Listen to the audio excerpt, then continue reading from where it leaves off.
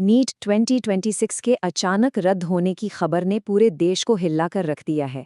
बिना किसी देरी के सीधा मुद्दे पर आते हैं। द देशभक्त की एक हालिया इन्वेस्टिगेटिव रिपोर्ट पर आधारित इस विश्लेषण में हम ये समझने की कोशिश करेंगे कि आखिर देश की सबसे प्रतिष्ठित मेडिकल प्रवेश परीक्षा बार बार विवादों में क्यों घिर रही है। इस डीप डाइव के जरिए हम कुछ ऐसे तथ्य और फुटेज सामने रखेंगे जो इस पूरे संकट की असली तस्वीर पेश करते हैं। सोचिए, कोई नशे में गाड़ी चलाए, एक्सीडेंट कर दे और फिर कहे कि मैं तो बहुत जिम्मेदार ड्राइवर हूं क्योंकि मैं लापरवाही से गाड़ी नहीं चलाने देता। अजीब है ना। रिपोर्ट ने बिल्कुल इसी सटीक और तीखे उदाहरण का इस्तेमाल नेशनल टेस्टिंग एजेंसी यानी एनटीए के उस बयान के लिए किया है जिसमें उन्होंने कहा था कि छात्रों के भविष्य की रक्षा के लिए परीक्षा को प्रोएक्टिवली रद्द किया गया है। मतलब एक तरफ तो पूरा सिस्टम पेपर सुरक्षित रखने में फेल हो जाता है और फिर उसी परीक्षा को रद्द करने को एक मास्टर स्ट्रोक की तरह पेश किया जाता है।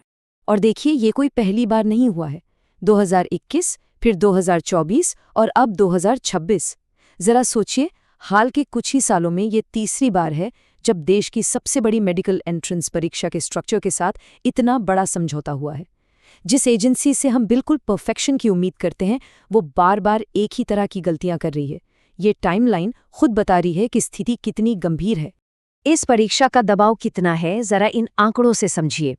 केवल 1 लाख मेडिकल सीट्स हैं और दावेदार पूरे 22 लाख छात्र। ये लिटरली एक प्रेशर कुकर जैसी स्थिति है। एक आम मध्यम वर्गीय परिवार इन चुनिंदा सीटों के लिए अपना सब कुछ दांव पर लगा देता है।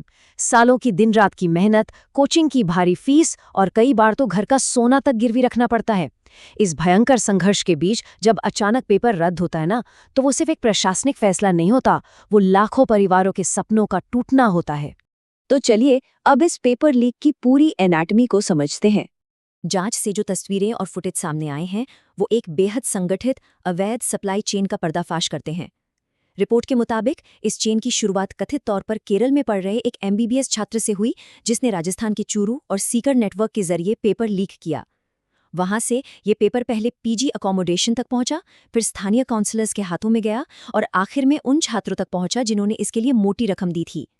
ये कोई छोटी मोटी चोरी नहीं है, ये एक पूरा का पूरा सुव्यवस्थित नेक्सस है।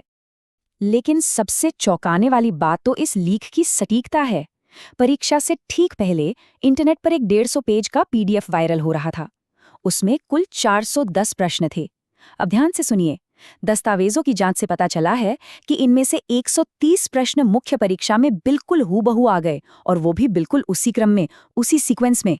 बायोलॉजी के पूरे 90 के 90 सवाल और केमिस्ट्री के 40 से ज्यादा सवाल बिल्कुल सेम थे। स्रोत का साफ कहना है कि इतनी अचूक सटीकता सिर्फ तभी मुमकिन है जब लीक सीधे पेपर सेट करने वाले बहुत ही ऊंचे स्तर से हुआ हो। ये महज कोई इत्तेफाक बिल्कुल नहीं हो सकता। अब सवाल उठता है कि ये सब क्यों हो रहा है। जवाब है पैसा, और वो भी बहुत सारा पैसा। इस रैकेट में प्रति छात्र 30 लाख से लेकर 50 लाख रुपए तक की वसूली की बात सामने आई है।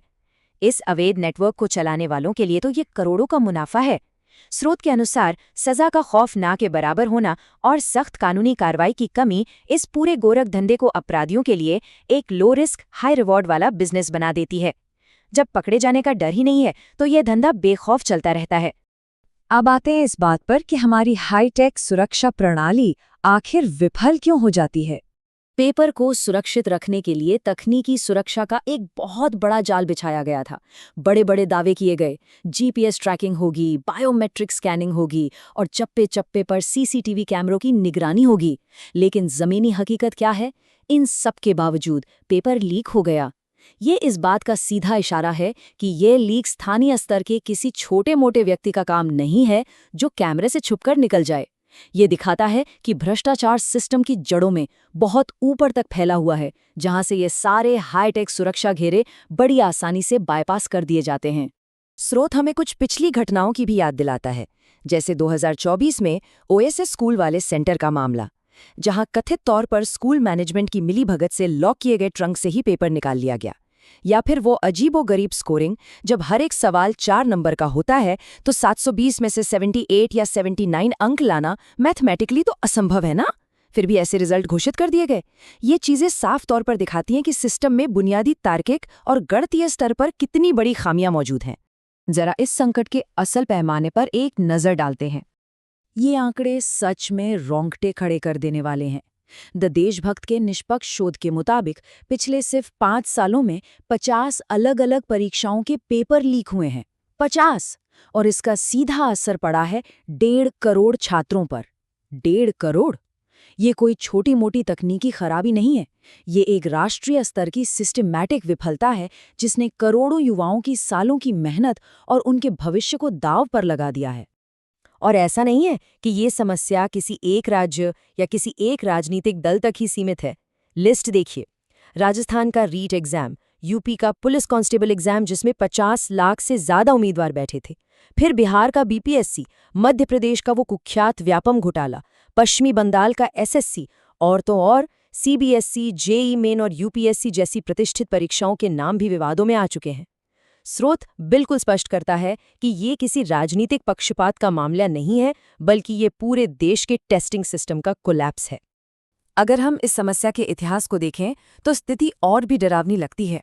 पिछले 10 सालों का अनुमानित डेटा बताता है कि पेपर लीक का ये आंकड़ा 100 को भी पार कर जाता है। दुर्भाग्य से आज हमारे देश में बिना किसी विवाद के निष्पक्ष परीक्षा का हो जाना एक बहुत बड़ा अपवाद बन गया है और पेपर का लीक होना एक नियम सा बन गया है। आज का युवा परीक्षा हॉल में घुसने से पहले यही सोचता रहता है, यार कहीं ये पेपर भी तो लीक नहीं हो जाएगा। तो इस टूटे हुए सिस्टम को सुधारा कैसे जाए? आइए समाधान पर बात करते हैं। रिपोर्ट में एक बहुत ही तार्किक और सीधा समाधान सामने रखा गया है। जरा सोचिए, एक ऐसा देश जो हर दिन करोड़ों डिजिटल यूपीआई ट्रांजैक्शन करता है, जहां लाखों ईवीएम मशीनों के जरिए इतने बड़े चुनाव हो जाते हैं, वहां हम अभी भी इस कमजोर पेपर आधारित सिस्टम पर क्यों अटके हुए हैं? पेपर को प्रिंटिंग प्रेस से लेकर परीक्षा केंद्र तक पहुंचाने के बीच ही लीक होने का सबसे बड़ा खतरा होता है। इसकी जगह पूरी तरह से कंप्यूटरीकृत सिस्टम क्यों नहीं अपनाया जा सकता, जहां सारे सवाल सीधे कंप्यूटर स्क्रीन पर तुरंत और रैंडम तरीके से जनरेट हों, जिससे लीक की गुंजाइश लगभग खत्म ही हो जाए? यहाँ स्रोत हमारे सिस्टम की एक बहुत बड़ी और कड़वी विडंबना पर जोर देता है। जब हम न्यूज़ फुटेज में देखते हैं कि अपने हक के लिए शांतिपूर्ण तरीके से कैंडल मार्च निकाल रहे मासूम छात्रों पर लाठियां बरसाई जा रही हैं, तो एक बड़ा सवाल उठता है। वो सवाल ये है कि करोड़ों रुपए डकार कर इन छात्रों का भविष्य बर्बाद करने वाले असली मास्टरमाइंड्स को सार्वजनिक रूप से जवाबदेह क्यों नहीं ठहराया जाता? वो बिना किसी डर के आज़ाद कैसे घूम रहे हैं? न्याय का यह दोहरा मापदंड इस पूरे संकट का शायद सबसे ज्यादा निराश करने वाला पहलू है। अंत में ये विश्लेषण एक ऐसा सवाल छोड़ जाता है जिस पर हम सबको गंभीरता से सोचने की जरूरत है। जब देश के सबसे मेहनती युवाओं को बार बार एक निष्पक्ष मौका नहीं मिलता, तो आखिर क्या होता है? इसका नतीजा होता है ब्रेन ड्रेन। जो सक्षम है वो देश छोड़ देते हैं और जो पीछे रह जाते हैं वो सिस्टम से पूरी तरह निराश और अलग-थलग महसूस करने लगते हैं। ये सिर्फ एक परीक्षा के रद्द होने का मुद्दा नहीं है, ये पूरी एक पीढ़ी के भविष्य और हमारे राष्ट्र की बुनियाद का सवाल है। ये एक ऐसा यथार्थ है जो हम सबको झकझोर देता है।